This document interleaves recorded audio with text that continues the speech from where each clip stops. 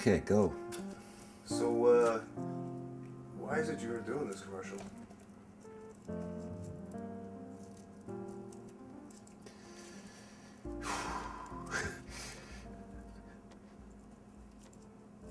It feels like we're still. It feels a bit like we're still in science fiction. Like there's a bit of time warp. But this thing started in 2002. It started to build. 2003, they went in.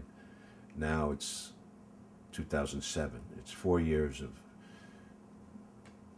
kind of miserable news, repetitious news, echoes of violence, people, civilians being killed constantly. And from early on, and many people wonder, how can you be an Iraqi civilian and live in this?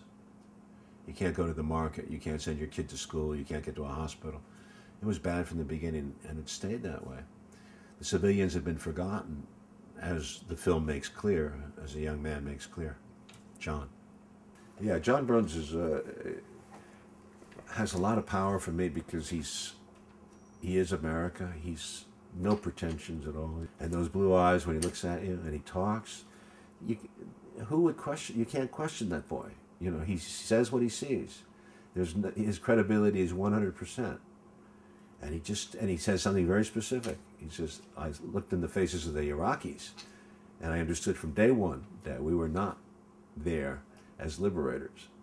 The point is that John Bruns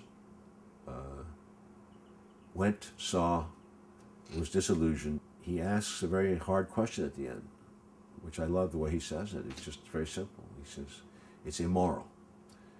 And for somebody in this day and age to say something is immoral is a wonderful throwback to me. It is immoral. It was immoral from day one. In Vietnam, the voice of the veteran was crucial.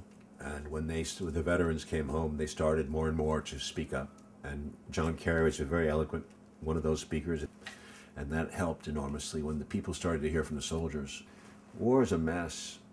And we saw it in Vietnam. And unfortunately, and I made one of the 4th of July about it. I made Heaven and Earth, and I made Platoon. And, you know, these kids saw those movies, but they went. The damage of war is never ends. It just never ends. It's pain upon pain upon pain. It's visited on the nations that fight. Let's get the troops out of there. That's what supporting the troops is to me. Bring them home, support them by bringing them home and giving them a decent life. That's supporting the troops.